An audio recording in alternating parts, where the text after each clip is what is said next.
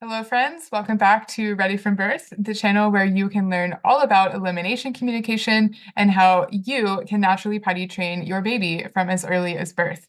In this episode, I am sharing a recording of a podcast interview that I did back in March of this year with HeHe Stewart of the Birth Launch podcast. And this is over an hour, jam-packed full of all kinds of information, including why you would want to do EC or elimination communication with your baby in the first place, as well as how you can do it, all of the actual details of how you can do it, and just the practicalities of implementing this into your modern life. So I hope you enjoy this episode, and please bear with me because the audio quality is not the best. I recorded this way back in March before I really got going with all of this, and I didn't have a microphone set up yet, and so it's not perfect. But I think you will still be able to hear what I'm saying and enjoy the content nonetheless. All right, I'll see you on the other side.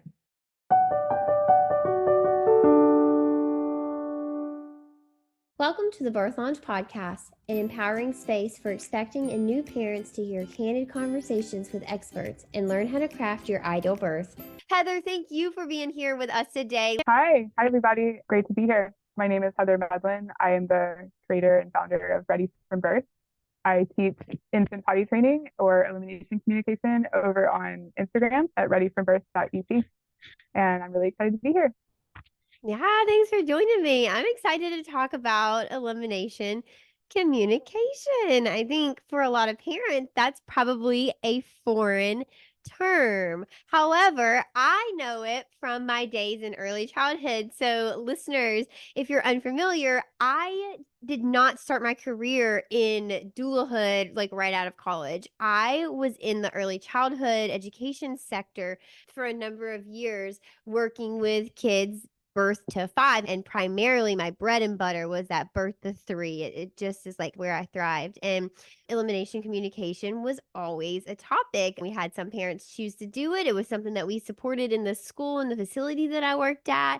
It was something I educated parents on to see if it was an option that they wanted to do, and that's all I know about elimination communication. So let's start there. For the people who've never heard of this, what is elimination communication?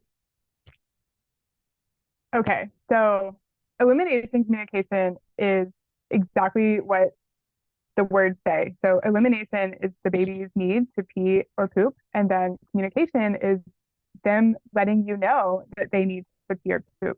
And a lot of people don't realize that babies are even able to recognize that feeling in their body, much less let you know about it. The truth is they're actually born to do this, and it's one of their 5, what I call the basic needs of a baby, that they are able to recognize and communicate to you from birth. And those needs are like hunger, sleepiness, physical comfort, closeness or security to you, like feeling of safety, and elimination. And most parents do not know that is a need of a baby, and something that they are asking you to help them with, and that they are letting you know and they can recognize it. So you're basically talking about infant potty training is what we're talking about. Yeah. Yeah, Yeah. It potty starts at training birth. from birth. Yeah. And Nice. so I think a lot of people assume that not babies, that children are not even ready to begin potty training until they're 2, maybe 3 years old. And I've actually done a lot of research into why this is, because I'm so curious about it, given that I do elimination communication with my baby. I have naturally potty trained her from 5 weeks old, as well as my son, my oldest. We traditionally or conventionally potty trained him starting when he was 25 months old. We actually started potty training both on the same day. I do not recommend that. It doesn't have to be that hard for you, but it actually was easier to start with her than it was with him. Like, she was getting like every single poop in the potty, and we were struggling with him for over 6 weeks. So yeah, it's actually much easier to start with them at first, because it is something that they are naturally physiologically primed to do. It's an instinct they're born with. It's actually a survival mechanism that humans and all mammals have.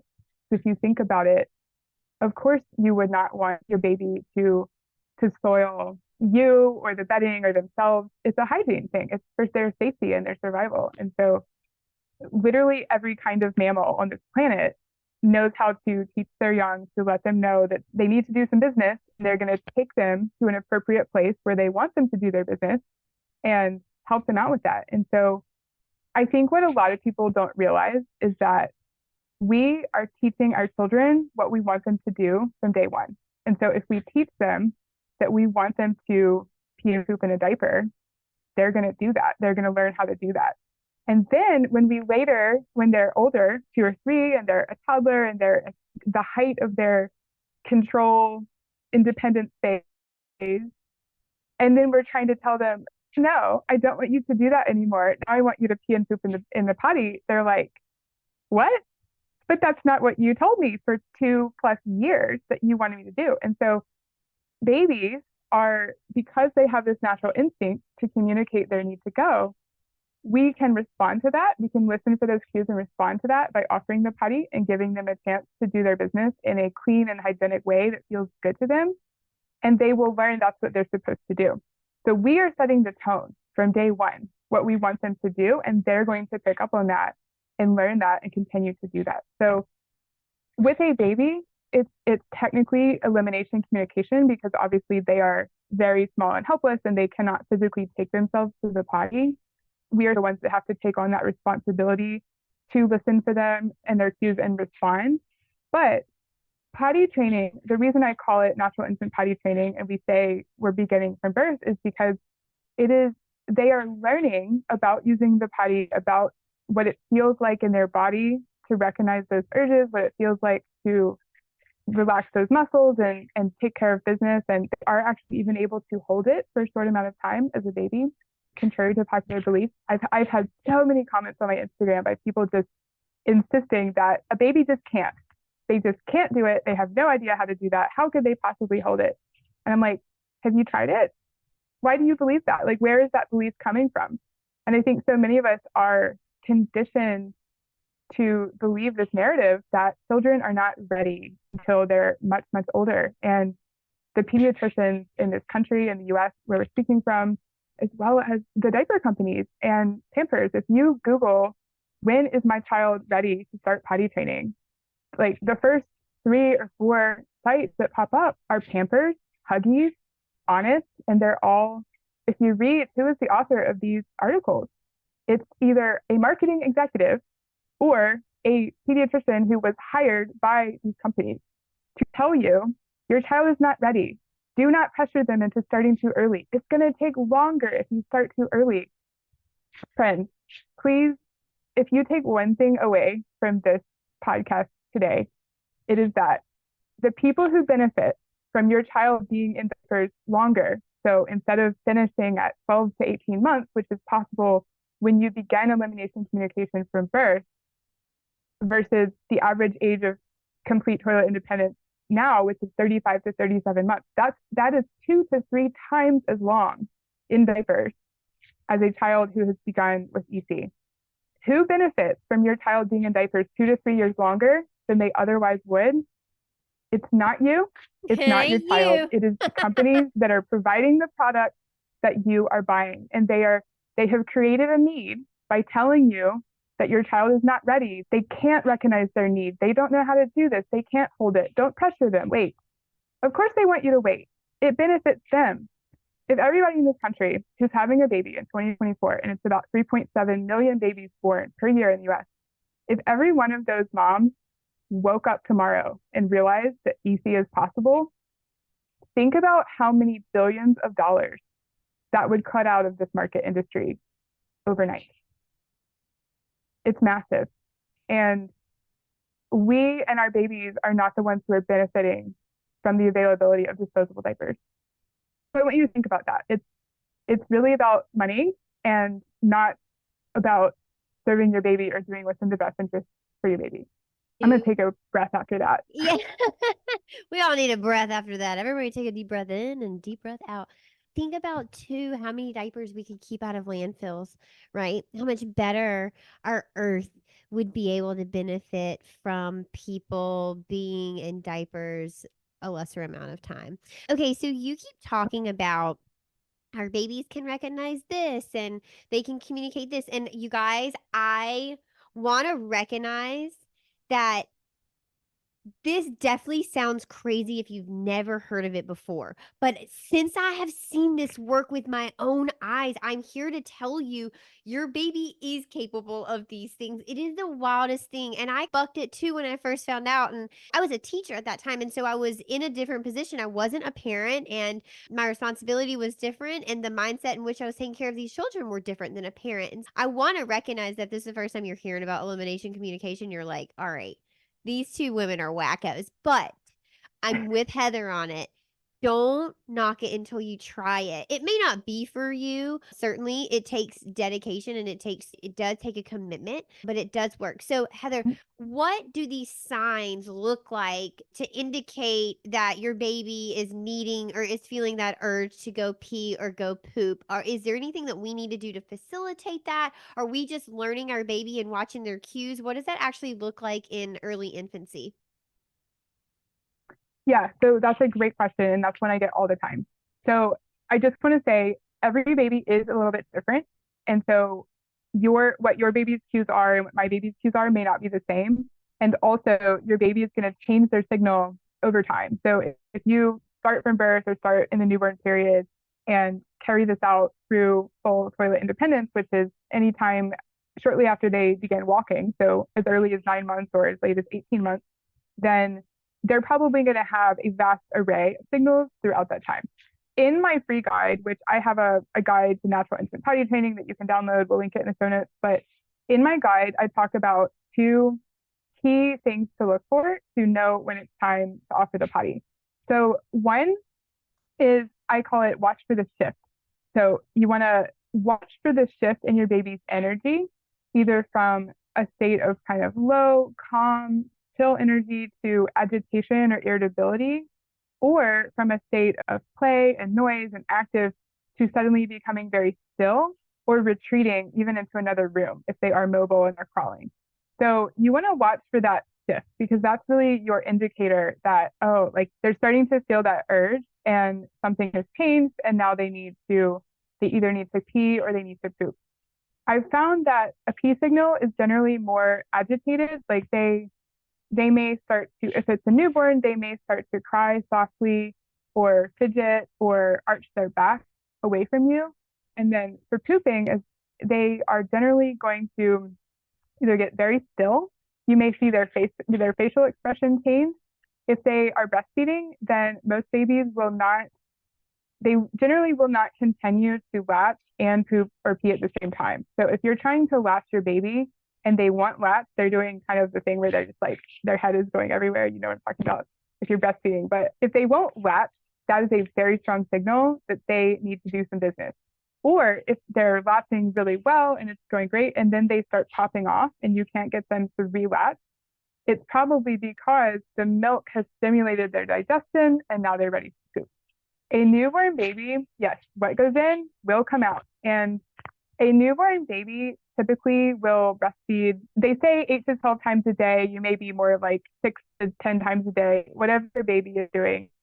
You can generally count on as many poops per day as feeds per day with a newborn baby. And as they get older and they mature, their pees and poops will start to consolidate and they may not poop every time they feed. My daughter is 15 months now and she typically will poop maybe 2 times a day now. But they will poop a lot more frequently in the beginning, almost every time they eat. And so you can pretty much count on if you're breastfeeding and you're still using diapers, you're going to get a poop diaper by the end of that feed or shortly thereafter. So that is a great time to offer the potty. I have actually the video on my YouTube channel, which is Ready from Birth. I do have a video about how to get started with a newborn. And in that video, I actually show you how to use a top hat potty or a lap potty. It literally looks like an upside down top hat, and you sit it in your lap and you can just breastfeed your baby over the top hat with naked bum, no diaper. So you just nest them down in there and then they can pee and poop freely while you are feeding them. So that's actually a really great way to introduce EC, like super easy, super low stakes in the beginning, and let them do their business in a way that is naturally timed with what they normally would do anyway. And it takes a little bit of the pressure off of you to notice their signals and offer. And then the other thing that I talk about in my guide is offering on the ins and outs. Every time they're going into a baby holder, we'll call it, of some kind. So if they're going into their crib, a car seat, a stroller, a baby carrier, a high chair, anything like that is going to contain them. And then again, offering on the way out of all of those things I just mentioned. So right after a nap, right after a feed, right after sitting in the high chair, and sometimes during the time sitting in the high chair, you will notice, and then it's time to take them. They typically will wait, especially if you are wearing them. Most babies will not pee or poop on you, especially if they are very young and you begin EC with them early. That instinct not to soil themselves, their caregiver, or their bedding is very strong. And so a baby typically will not pee while they're on you. So if you're wearing them in a carrier or a wrap or a ring sling, as soon as you take them out, offer the potty, 9 times out of 10, they're going to pee right away because they have been holding it while they're in there. And if you've ever been holding your baby or carrying your baby and you notice that they start to get really agitated and they're like shifting around and trying to make room or arching their back away, that is a really strong signal that they need to pee. And you are holding them. And so it's actually quite uncomfortable for them. They feel like, oh, I don't want to pee on them. I don't want to do this. And so they will start to get very physically agitated. So a great way for you to be able to recognize these signals, these shifts in energy, is to keep your baby close. And when you are close to your baby, so that looks like breastfeeding them, holding them, co-sleeping with them, wearing them, or just sitting on the floor playing next to them. Being in physical proximity of your baby, you are going to be much more attuned to their energy and their need to pee or their irritability if that's starting to come up than if you're like making dinner in the kitchen and they're playing in the living room. If you can't see them or hear them or keep a direct line of sight on them, or even better, if you're physically touching them, it's going to be very hard for you to recognize their signals. And so the way that kind of plays into the disposable diaper culture that we have now is that diapers have made it really easy for us to just set it and forget it with our baby, right? Like we can put the diaper on, set them over there, they can play, we can go about our business. So diapers are a really great tool that we have. And in fact, I think you could probably credit diapers for making it much more possible for women to enter the workforce. And that's a whole other conversation that we could have. But I do think there is benefit that we have these as a tool. But when we use it as the default toilet and we teach the baby, I want you to pee and poop in the diaper anytime, anywhere, and I'm just going to ignore what you're telling me. We're teaching them to ignore their bodily urges. We're teaching them to stop listening to their body, to stop paying attention, that we're not going to pay attention, and that their voice is not to be heard. And I do think it's valuable to have them, but when we use them as the default, that's when we start to get into trouble. So keep your baby close, watch for the shift, and offer on the ins and the outs, and you will start to catch peas and poop almost immediately. That is fascinating. So fascinating. I think you really beautifully lay out what it can look like with a newborn. Okay, you mentioned your baby's giving you this signal. If they have a diaper on, we're ignoring that. We're teaching them to ignore their body and their body's their bodily cues and communication. In my brain, I naturally went to, oh my God, is that why so many of our people in our country are chronically constipated? Is this contributing to pelvic floor health when these toddlers grow up to be teenagers and young adults and then older adults? And we've never learned about our pelvic floor. And not only have we not learned about it, but we totally derailed it in the beginning of life, not letting it do its thing and also not properly supporting it in a way that it needs, in a sense. Yeah, yeah. It's so funny that you bring this up because I literally just posted a reel 2 days ago sharing a study that was done in 2021 on a group of about 10,000 children in China, in mainland China, which is a culture that has historically had very high rates of early elimination communication. Okay. And as disposable diapers have become more prevalent and available in China, more and more people have stopped this practice of elimination communication that is otherwise very common there. And a group of researchers did a study on this group of 10,000 children in kindergarten and primary school. So we're talking ages about 4 to 10. And they were looking at rates of bladder and bowel dysfunction, which were increasing in the country and are actually very prevalent worldwide. And they were looking at the correlation between early use of elimination communication and the rates of bladder and bowel dysfunction in later childhood. And the numbers were astounding. What they found was that for children who have the chance to practice EC anytime in the first 12 months of life versus children who never practice any form of EC, so most children in America who are in disposable diapers until they're old enough to talk to you about it, it was a 12 times rate of bladder and bowel dysfunction. Babies who do not start EC within the first 12 months of life are 12 times more likely to develop bladder and bowel dysfunction. And so what is that? It's an array of symptoms, but they can look like urinary incontinence, bowel incontinence, I forget what it's called, but basically not being able to pee on demand, not pooping on demand, chronic constipation. It was an array of things that all has to do with not being able to pee and poop on demand when you need to as a child. And it went on to say that obviously the impacts of this, not only is it very inconvenient for the child and the family, and it's quite distressful, but it can also lead to emotional issues and shame and bullying later in childhood in school. And I actually thought back to my son, who is now 3, and we did not know about EC when my first child was born. And I actually didn't learn about it until he was 15 months old. And so I think back to all the times as a newborn where he was just crying and crying, and we would be holding him and we were trying to put him down, and he was just arching his back and wailing. And we were new parents. We didn't know. And we assumed it was colic or he was gassy because that's what everyone told us. Oh, he just has colic. And now, knowing what I know now and looking back, it's no. He was 3 weeks old and he was trying to tell us that he needed to poop. And he was telling us, please take my diaper off and take me to the potty. And we didn't know. We didn't know that was something we should be looking for. And when I think back to later when he was 2 and trying to teach him to poop in the potty and get potty train him, because he's a big boy.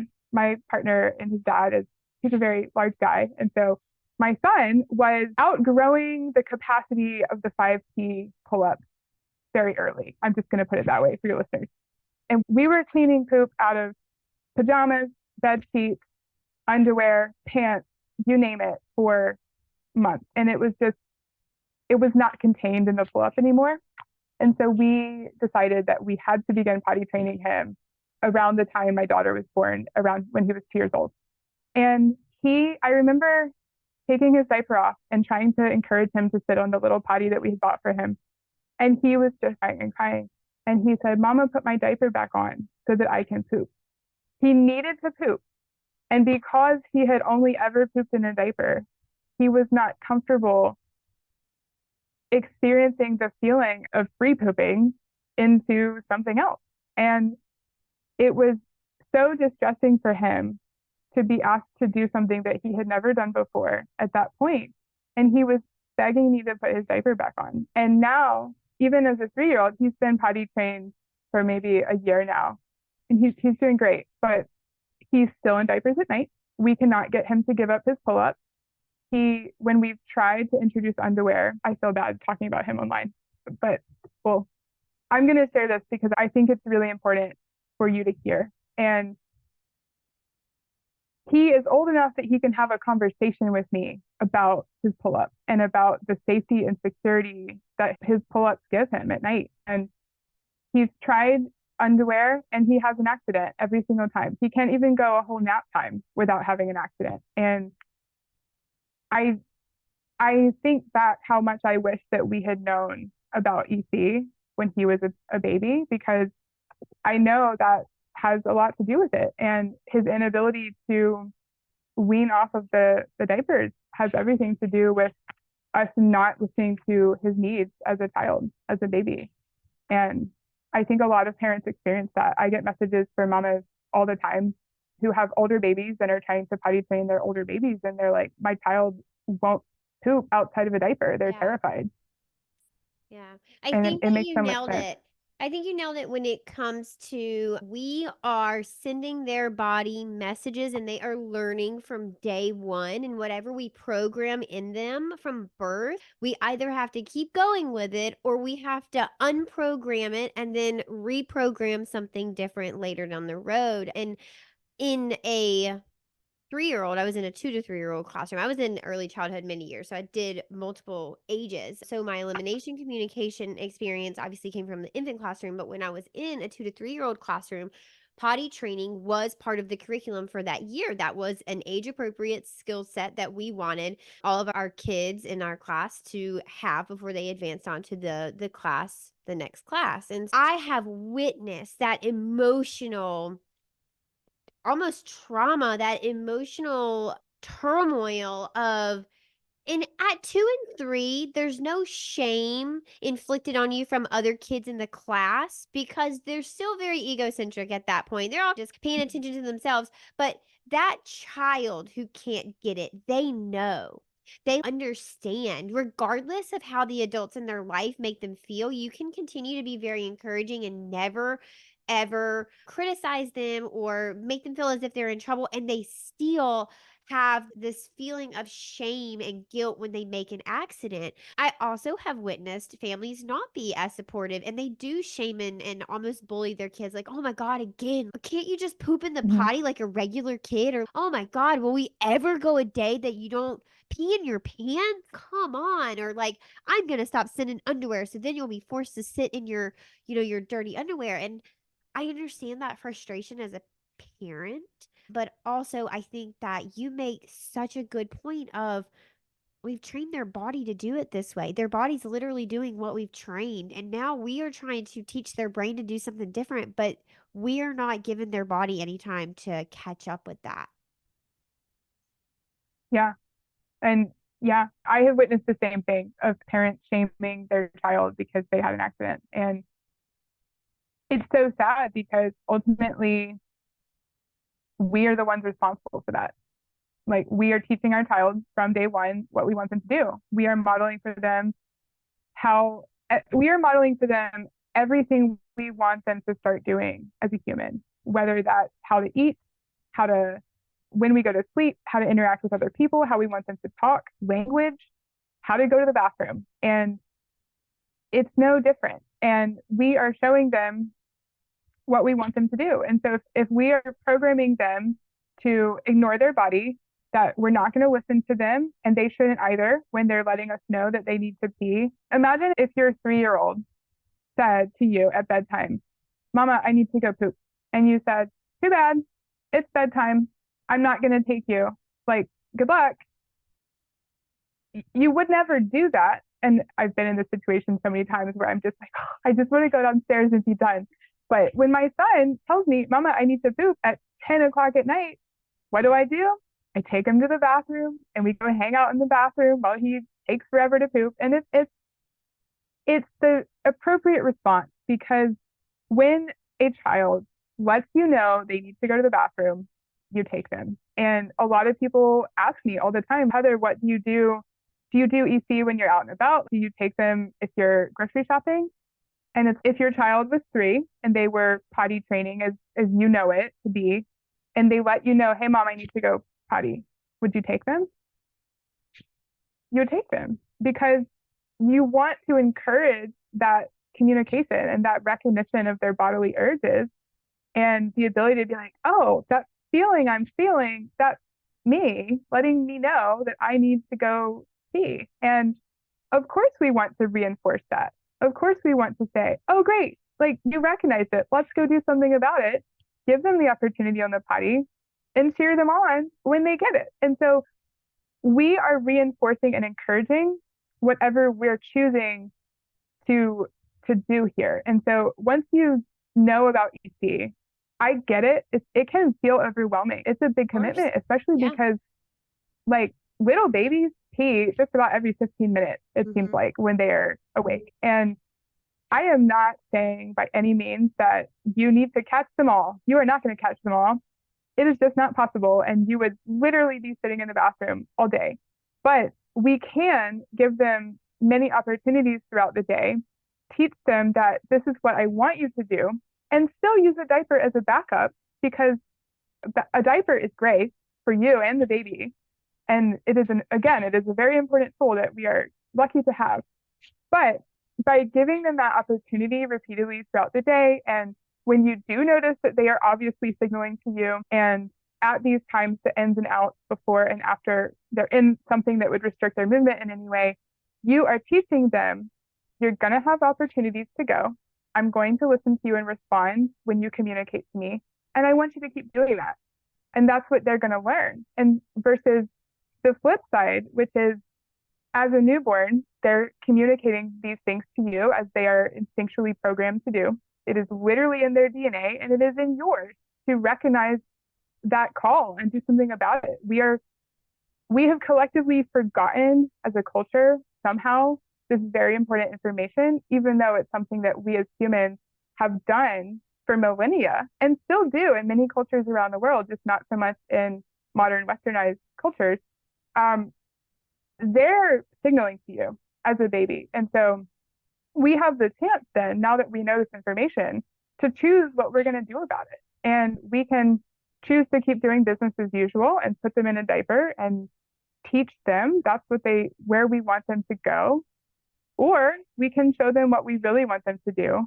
And when we start teaching them and encouraging that communication and reinforcing their recognition of those urges, and this is where I want you to go potty, by the time they're mobile, so by the time they are crawling, they're going to be able to take themselves to the potty. And by the time they are walking, they're going to be able to go on their own without any help from you whatsoever. And so when we start EC from birth, we are naturally potty training our babies because we are allowing their toilet independence to develop in line with their physical motor development. Gross motor development, fine motor development. Can they crawl? Can they sit up? Can they walk? Can they pull their pants down? Can they wipe? And my daughter is 15 months and she has been taking herself to the potty since she could crawl. And she would recognize that she needed to go, crawl into the bathroom, and go right up to her potty and pat it and look at me. And it was like she could not be more clear with what she wanted. And I would go in there and help her get her pants off and help her sit down. And now at 15 months, she's so close to walking, not quite, but she's like almost there. But she can crawl super fast. She can stand up and walk along something by holding on. And the other day, I was in my kitchen. I was busy with my son, and bless him, he used to have mama all to himself. And now there's a little sister that gets mama's attention. And I had helped her go to the potty because she had been signaling to me that she needed to go. But it didn't come out right away. And so she would get on and get off and get on and get off.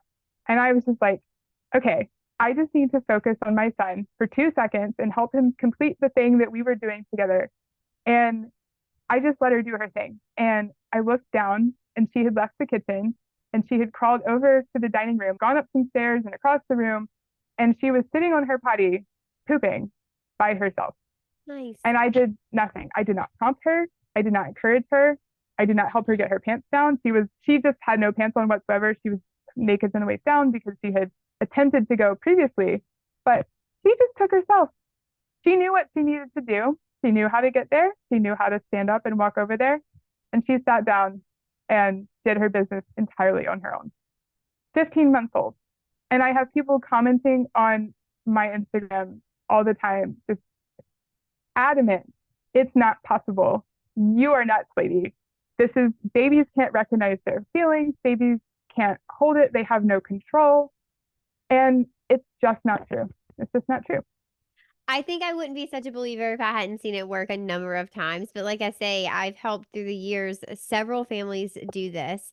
Okay, I do have a question about pairing sounds or phrases, verbal phrases with the elimination, with the void. For example, I used to work with a family who did elimination communication, and every time we would hold the baby over the baby potty, we would make like a hissing sound, like, and she would do it. You would start hissing or making that sound, and she would pee. It was fantastic. And so, do you recommend families do that? Are you familiar with families or practices that do that? If so, what's that about? And does it impact like success rate? Is there a reason to do it or any reason not to do it?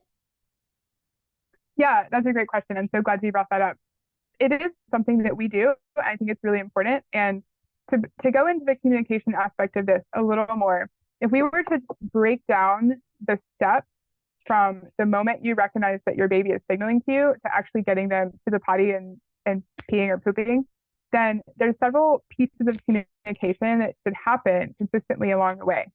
So the first is you keep the baby close, then you recognize their signals. So whatever your baby's particular signals are, you're taking note of that. You say, oh, okay, my baby needs to go. Then you want to acknowledge them. So you want to let them know verbally and with a hand sign, ideally, if possible, that you've seen them, you hear them, and you're taking action. What we say is, oh, it's potty time. And we do the sign language P. This is P for toilet. It's universal. You can go anywhere in the world and say, yeah, I need to use the potty, and people will know what you're talking about. We taught our daughter, this is the potty sign. And so we said, oh, you need to go potty. And then we will take her to the potty. So she knows, okay, I've been heard.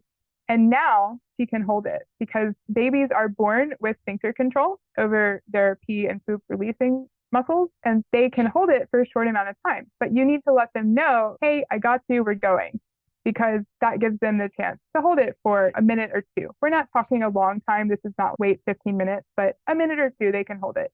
So you would say, oh, it's potty time. Take them to the potty. Take any clothing off that they have or their diaper if they're wearing a diaper. And again, you want to make this easy for yourself. Don't dress them in the outfits that are all convoluted and have zippers that zip from the top. Like, I don't know who invented that, but it just does not work for anybody with an actual baby. So I feel like it was invented by a man with no baby, but we'll never know. But anything that slows you down, like, it's just not worth it. So dress them in this clothing that's really easy to get in and out of, because you will be getting in and out a lot, especially with a new baby. And you undress them, take their diaper off, and then either offer the potty, or you can hold them over a sink or a toilet or a bathtub or the ground. Many times at the park, when my daughter was little, we would just hold her in a classic EC hold over the grass behind a tree, and that was fine. Or if you're at a restaurant and they need to go potty, you can just take them into the bathroom and hold them in a classic EC hold. I'll just describe it because I don't have any props with me, but you hold them under their thighs, and then you rest their back and their head against your chest. And then their head will rest on your chest, and you just hold them in that under the thigh hold. And they're And then they facing away can from you. pee. It's as if they were sitting on the toilet. Yeah. You basically are making your body in the toilet. Your hands are like the toilet Yes, seat, and your chest and your like neck area is basically the back of the toilet for them to rest on, facing away exactly. from you. Yeah. And if you have a very young baby who doesn't really have head support yet, you can also hold them in what's called a cradle hold. So you would have their head resting in the crook of your arm, and then you would almost hold them as if you're breastfeeding them. So they're like across your body. And then you just hold their legs sideways like this. And then you can aim how you need to aim. So that gives them a little bit more neck support if they are very little. So yeah, you would offer the potty, and then you want to make the cue noise, which is or you can say whatever you want to say that you can be consistent with. You want to make that noise while they're actually peeing, while the stream is coming out or while their poop is coming out. You don't have to have a different noise for pee versus poop, because a lot of the time they will do both at the same time if they need to go. So you can just have one potty cue noise, that's fine, but you want to make it while you're seeing it happen so that they can associate the sound with the action. And then once they begin to associate it, then you can give them the noise and they will pee and poop on cue because they've associated that noise. And you can also use other signals to help, other hand signals. We also use wait. So this is wait in sign language. And so, for example, I would use that if I was out walking outside near my house. We have a park very close to our home, and so we're often at the park. And sometimes my daughter will say, "Oh, like she'll start signaling to me that she needs to potty," and I'll say, "Okay, you need to go potty. Wait, I'm taking you home," because we live in a northern climate. It's very cold in the winter, and while I could and I have taken her diaper off and offered in cold weather in the snow. I have done that in certain situations, but generally speaking, if we're 5 minutes from the house, I'm going to ask her to wait because it's going to be much more comfortable for her, much easier for everyone else if we can just get home and she can use her own potty in the comfort of our home. So I will ask her to wait, and she can. And she started signing potty to me at 6 months. She started signing milk to me at 5 months, and she started using weight to sign that she needed to pee specifically shortly after that. So the way that she has communicated to me has evolved over time. Actually, let me just give you some examples of those signals because this might help you with your baby to recognize some of these signals. When she was a really little baby, so newborn, it was like the soft crying, the unlasting while breastfeeding, popping off the boob, just squirming generally when I was holding her. And then as she got older, some of her signals included like a certain sound she would make or looking at the potty, like this very sharp look.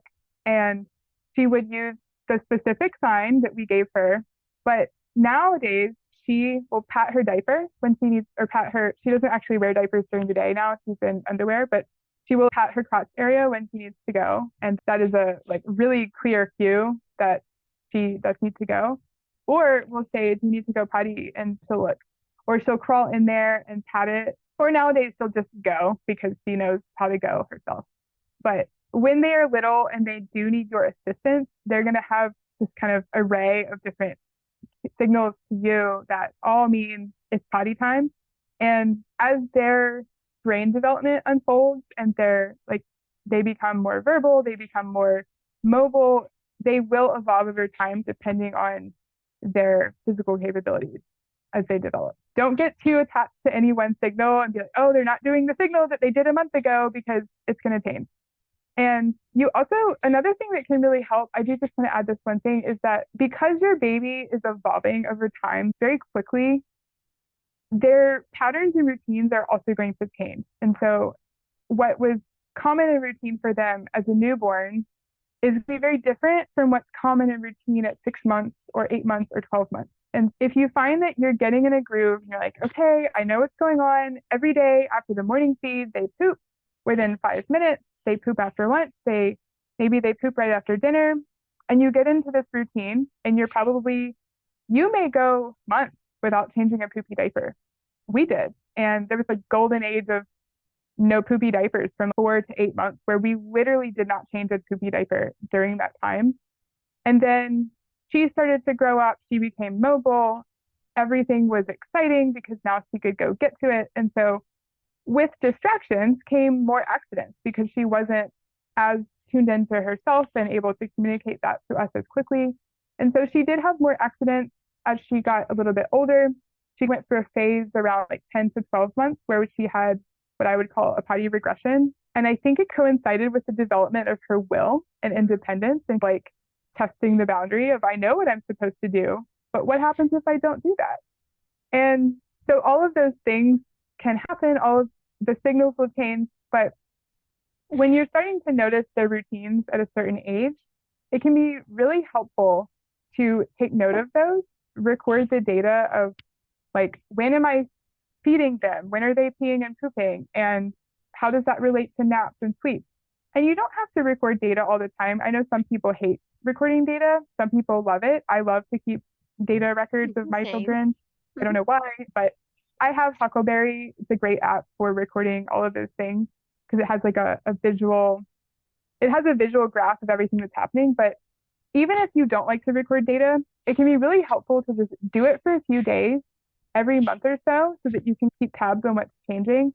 And if you find that you were catching almost everything and then all of a sudden you're not and you're missing a lot, it's because your baby is growing up. It's because they're changing, their routines are changing, and you can go back to your data recording for a couple days just to start to see, oh, okay, where they used to be pooping every morning at this time, now that's happening later in the day or not at Mm. all. And because they're consolidating. And so using data to start to identify patterns will help you better be able to anticipate when to look for a pee or poop.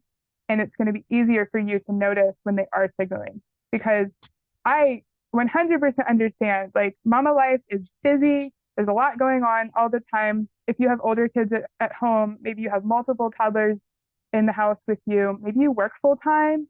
There can just be a lot of things going on. And whatever you can do to make it easier for yourself to successfully notice and recognize your baby signals, I highly recommend that you do. So yeah, Nice. data can really help with that. So for the person who is feeling overwhelmed with this, but really wants to do it, I want to throw out like a hybrid scenario and you tell me your thoughts on it. So, when you're out and about and you're trying to do elimination communication, you could have on a disposable diaper while still honoring the times that you're supposed to be offering the potty. So, what this might look like is you go to Target, you get your baby out of the car seat. Instead of putting them directly in the carrier, you then stop at the trunk and offer them the potty, let them go to the bathroom, put them in the carrier, shop in Target, make sure that you're not going hours and hours, come back out to the car, offer the potty because you've taken them out of a carrier and want to put them into a car seat. Once they potty, then you put them into the car seat. And when you get home, you offer the potty again. All while you're out, they're wearing a disposable diaper just in case they do go in between the trips to the potty. Is that an appropriate hybrid approach to someone who is not ready to take the full leap of like, I'm leaving my baby naked, or like, I'm going to put my 2-month-old in underwear? But also, I do not want to ignore these signs. I want to be mindful of the pelvic floor and their body's communications. Am I on the right track there? That's what we did. Yeah, Nice. we use diapers until we still use diapers at night and for sleeping. And we can get into sleep in a minute because that's a whole topic. But Okay. we did that. And again, the diaper is a backup. If you treat a diaper as a backup versus the default, you're already on the right track. And so by giving them all those opportunities, even if you miss, even if they pee while you're in Target, you can still say, if you start to recognize that they're signaling to you and you're shopping, you can say, oh, okay, it's potty time. I'm going to take you, and then take them to the bathroom if you can, or as soon as you are reasonably able to go and offer, do the acknowledgement, say it's potty time, wait, we're going, and then offer as soon as you can. Even if you miss and they pee in their diaper, that's okay because you are still recognizing their signal, acknowledging them, and offering. So you really just want to focus on you're encouraging the communication and the recognition to continue. It's not about never soiling a diaper or going diaper free. I know that some people are really against diapers at all. I don't advocate for that because I think that, like, diapers are an important tool to help us be able to leave the house. And I just don't want anyone to feel like they can't leave the house and they can't live their life the way that they need to. And so use the diaper, put the diaper on. The fact that you are even doing this and trying to recognize their signals and acknowledging them and offering, like, that is going to get you to where you want to go, which is encouraging your baby to recognize their urges and communicating that to you and being able to make this transition to potty training where you are passing the baton of responsibility to them much earlier than if you never did this at all. Mm. So what you described of when you would offer and using the diaper as a backup is totally an appropriate strategy for this. And it does sound like a lot when you say it like that. Oh, you'd be offering it all these times. But the reality is you're probably going to be changing their diaper at all of those transitional moments anyway. Way. Because if you don't do EC with your baby and they just poop willy-nilly, you could be in the middle of Target shopping and now they're pooping in the carrier. You're obviously going to change them as soon as you can because you don't want them to sit in their own poop.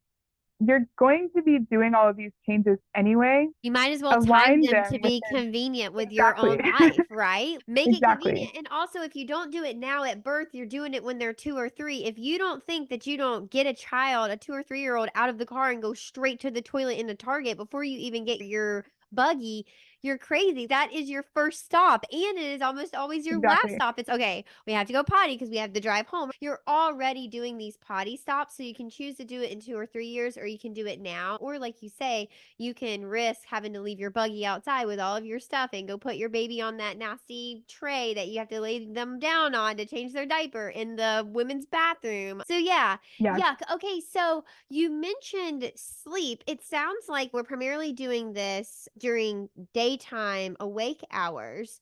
What about overnight sleep? Okay. This is like the all important question. And there are so many ways to do this. Okay. I don't think there's a wrong way or a right way to do this. I'm going to share what I do and what I recommend is like a framework to think about EC overnight. So our babies sleep through the night and both of them slept through the night. Like we're talking like 9 to 11 hours at 3 months old. And they have continued to do that their whole life, which I'm very grateful for. I know that is not the case with all babies. So if you have a 1 year old and you're still waking up multiple times a night, like, bless you. It is hard. So we're very grateful. Our babies do sleep through the night, and both of them slept in their own crib. My son started earlier than my daughter. We moved our daughter when she was 3 months old into her own crib before she was sleeping in a bassinet beside our bed and then would co-sleep with us for the second half of the night after she would wake up because we would put her to bed in her bassinet. She would wake up maybe I would do a dream feed around midnight before I would go to bed. And then she would wake up around 3 or 4. And then I would breastfeed her, offer the top hat potty while I was breastfeeding her. She would usually poop at that 4 to 5 a.m. feeding. Then I would put one clean diaper back on her, put her in the bed with me, and then she would sleep with us for the rest of the night until she woke up in the morning. And then we would either feed her again and she would go back to sleep, or I would feed her again, like trying to like side feed her so I can still sleep. And sometimes she wouldn't go back to sleep and she would sit up and she was wide awake.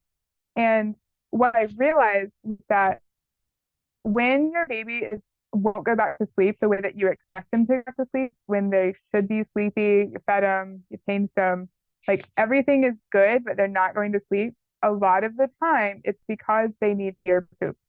And it's not always the case, but it's something that you should think about checking or offering as you're like working your way down your list of like, hey, like I fed them, I changed them, they're warm and comfortable.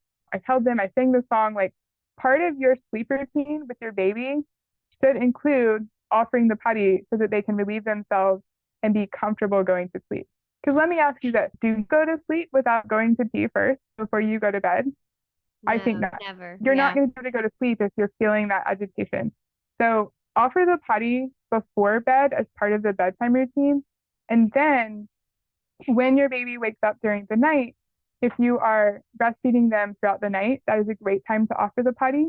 Right after they wake up from the sleep, they're very little, give them the top hat potty so that they can do their business while you're feeding them, because otherwise they will probably poop at least once, if not 3 times in their diaper while you're feeding them. And that's just, you don't want to be changing their diapers 3 times in the middle of the night. So it's actually, I think, easier to incorporate EC and a potty offering opportunity with that so that they're like on the same timing as you are. And the way I think about it is if your baby is signaling consciously and intentionally, I would always recommend offering the potty so that you're being consistent with the way that you are acknowledging them and offering. Because if during the day they communicate to you and you acknowledge and you offer, and then during the night they communicate and you ignore them, it's confusing. So if they're being intentional about it and letting you know with their signals, I would recommend offering. But if they are just waking up at the top of a sleep cycle, fussing around for a few seconds, and then going right back to sleep, and they're not really fully becoming awake, I would just let them sleep. I am not a fan of waking sleeping babies for any reason, even to go pee. So that's where, again, where I think having the diaper is a great tool because Yeah. it can allow your baby to sleep. And for me, I think sleep makes me a better mom. It makes my babies happy babies. And as long as it doesn't interfere with sleep, I just let them keep going. Now, if they wake up in the middle of the night and they're crying and they won't go back to sleep, then yeah, I would recommend that you get up and offer the potty and do your normal routine to get them back to sleep. Yeah. So if you're co-sleeping, it's actually the people I know who get their babies out of diapers at night really early are almost always co-sleeping with their baby in some way. A mom messaged me and she told me that she has multiple children and many children, and they all live in a small house, and the children actually co-sleep together. And that her daughter was able to get up out of bed, I think at like, she might have been, she wasn't even 18 months old, but she was able to get out of the bed by herself, go to the potty, take her diaper off, and go pee in the middle of the night, and Wow. then get back in the bed with the other children. And when we, A, give our babies independence and the opportunity to self-serve in that way, they can physically get out of bed and physically go to the potty, they're going to be much more capable of doing that at a younger age. And if they're really little and they're not mobile yet, then again, keeping your baby close is going to help you be able to recognize their signals when they need to go and give you the chance to help them. If they're sleeping in their own room, in a crib, behind a closed door, I would definitely recommend putting them in a diaper because you're not going to be able to get to them as quickly. But if you are co-sleeping and you want to take this all the way, then you could not have them in a diaper at night because every time they wake up at the top of that sleep cycle, you're going to know and be able to offer. But if you don't want to wake up multiple times during the night, it's something to consider. It's choose your own adventure with EC overnight. You get to decide like how involved you want to be. Are you still breastfeeding at night? If you're trying to side nurse them and get them to go back to sleep and they're not settling, again, like that's a really strong indicator that they need to pee or poop or both, and you might need to get up Message and them. take care of that. Yeah. Okay, we keep Yeah. talking about doing this as a newborn. How early are we actually implementing this? You mentioned starting it when your daughter was 5 weeks old. Was that intentional? Was she just 5 weeks old when you learned about it? Do we start it literally from day one? Are we taking that top hat potty, which, by the way, I've linked in the show notes for everybody, to the hospital with us? Is this something that we're doing once we get the hang of breastfeeding and we're back up to birth weight and we don't have as many like goals and milestones on our plate? When are we implementing these things in elimination communication? Yeah. So that's a great question. And it is, I talk about this in my guide, but the best time to introduce EC and to begin this with your baby is between 0 and 8 weeks. And that period of time is between birth and the first week or the second week. If you're familiar with the Wonder Weeks and the 10 weeks that a baby goes through in their first years of development, there's a critical developmental leap that happens around 8 weeks of age where they suddenly become aware of their physical body and the difference between their body and the outside world. And it's at that point where they can start to feel that urge in their body and the feeling of peeing or pooping and letting it go. And if we can introduce EC before that point in time, then they're like never going to know anything else. Like they're never going to know the difference of, oh, I was in a diaper and now I'm not in a diaper. And this is confusing. And why are they doing this now, but we weren't doing this before? So if you can start in that first 0 to 8 weeks, then you're still in that window of brain development where they still think they're one with you. There's not as much awareness of the things that are physically happening to their body. And the instinct that they have to let you know is, I think it's an instinct similar to like the rooting instinct where they can actually find the nipple on the mom as a newborn. They can recognize the mother's smell. They know if they're close to you or not close to you. It's part of their suite of instincts that are part of their survival mechanisms. It's what they're programmed with. It keeps them safe. It keeps them healthy. So yes, they are signaling to you, as a newborn, but they don't have that physical body awareness yet until after 8 weeks. So anytime during that period is a great time to start EC. And I actually just did a story about this today, but it can be so overwhelming when your baby is first born, especially if you're a first time mom, because you just had a baby. Like you just gave birth to a human. And maybe you also just had major surgery. I did. I had 2 emergency C-sections with my children. And you need to prioritize your own health and rest and recovery Mm-hmm. first, and then worry about EC when you feel ready. So don't feel like you have to start day one in the hospital and have your potty with you. If you want to do that, and I know a lot of people do, that's awesome. Go for it. But don't feel like you have to. Your baby is not going to suffer if you don't. And I think it's more important that you prioritize your own rest and healing first.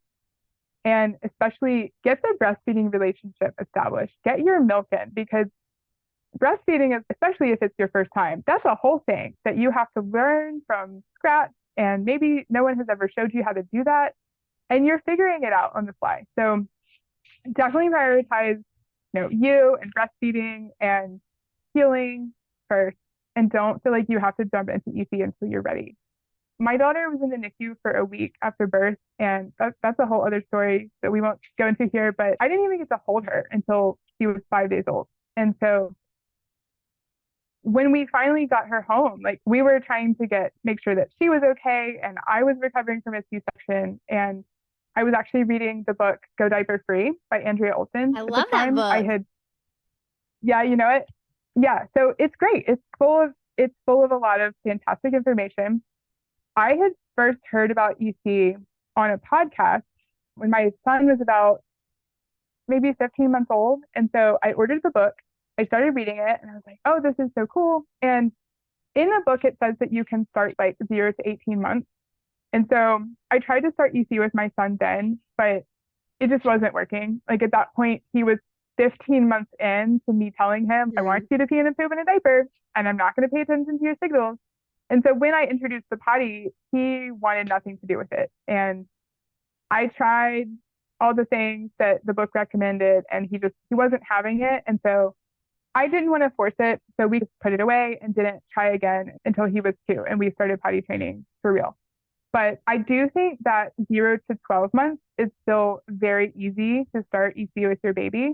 It is obviously going to be harder with a mobile baby. And if you're hearing this for the first time, and this is the first time you've ever heard about EC, and your baby is 7 months old, don't stress, don't worry. You are not too late to start.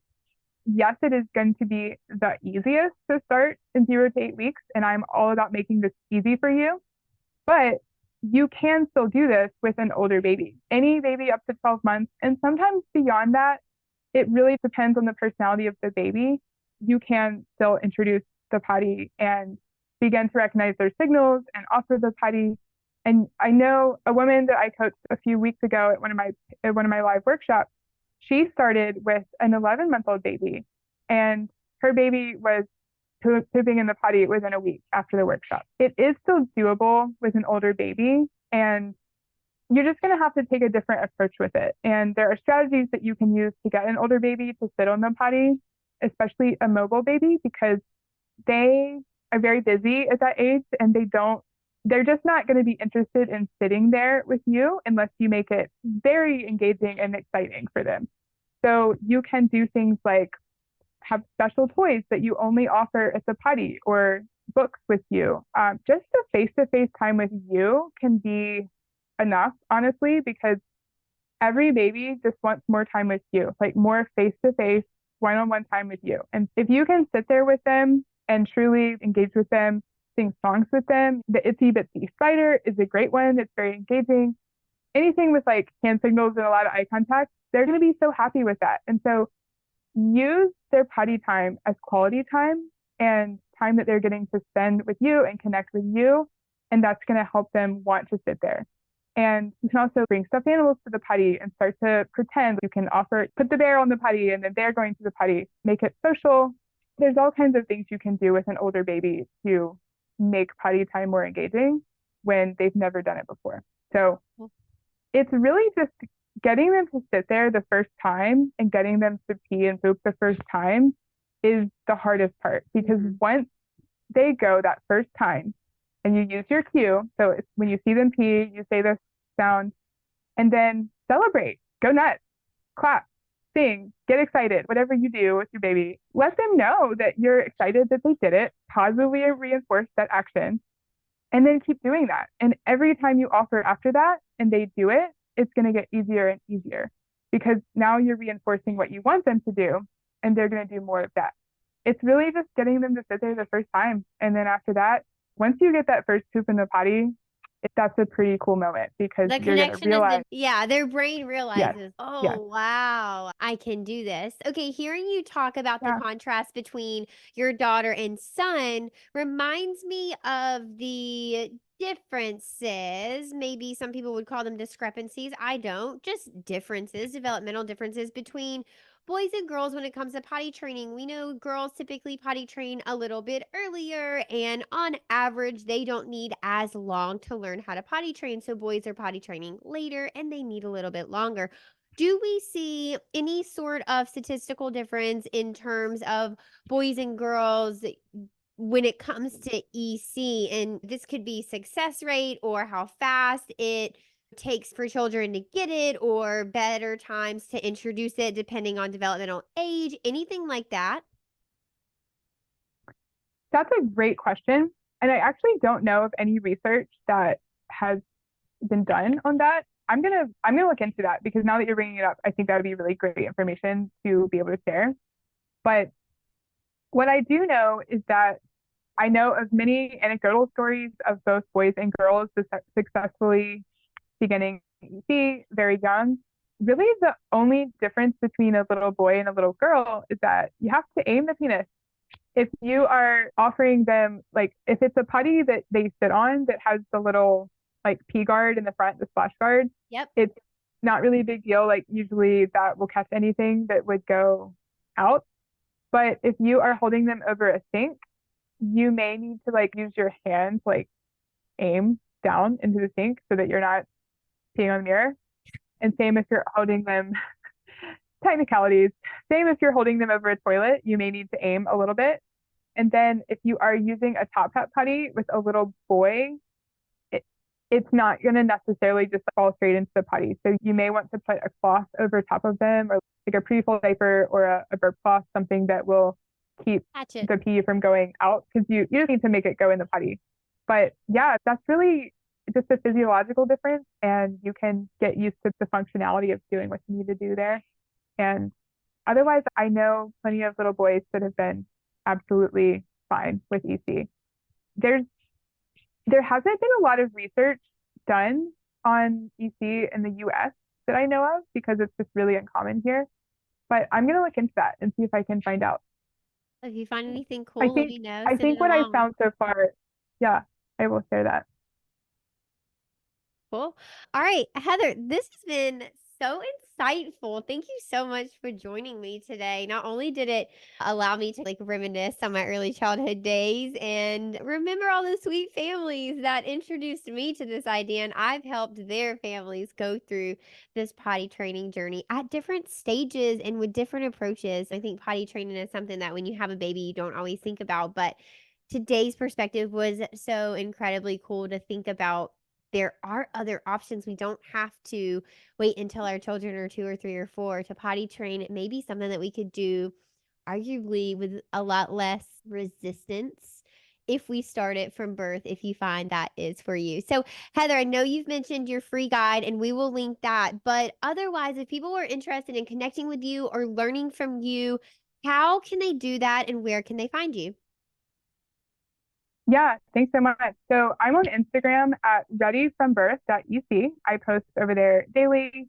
And then I also have a YouTube channel that is Ready from Birth. I found that a lot of people really like hearing me talk about EC over there on YouTube. I have a whole playlist of videos on EC that will take you through everything from starting with a newborn to a day in the life to how we do EC overnight and even doing EC if your child is in daycare. So there's a lot of free resources out there related to this. And I also have a community, the Ready from Birth community, where you can connect with other mamas doing EC and get bi-weekly live coaching with me. We meet every other Friday at 12 p.m. Eastern time, and all of those are recorded as a resource. So that's a great place to come and get your questions answered and get ongoing support as your baby goes through this journey, as well as just to connect with other mamas doing this, because it can be so hard and isolating sometimes when you're trying to figure out, is this thing normal that's happening? What do I do in this situation? And almost none of your friends or family are doing this. And there's not really anyone to turn to get the information that you need.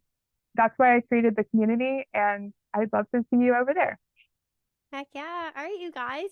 Thanks so much for joining us today. I hope you have enjoyed this conversation. I know that I have, and it was such a nice refresher on what elimination communication is, what infant potty training can look like, how you can make it fit into your life to fit the goals that you have for your families. I think sometimes when we hear of new things or new approaches, they can feel overwhelming and, oh my God, another thing, or oh my God, now it's another decision. But instead of being overwhelmed by it, I want you to feel like, wow, I actually have the freedom to choose whatever feels good to me and my family. I'm not locked into one thing just because that's all I know, or just because that's how society typically does it, or society says that it has to be done. So, anywho, now I'm on a rant. You guys know that is the whole point of my entire platform. So, Heather, thank you for being here with us today. Listeners, thank you for being here with us today. Connect with Heather on social media. You can find me at Tranquility by HeHe on any socials. And as always, check out the Birth Lounge. It's a membership for expecting and new parents to prepare for an informed and confident hospital birth so that you can avoid birth trauma and have a birth that you love and deserve. All right, you guys, I will see you next time in the next episode. Until then, bye. Thanks for joining us. I'll see you next time on the Birth Lounge podcast. Until then, head over to Instagram and find us at Tranquility by HeHe and give us a follow. You can also check us out at thebirthlounge.com.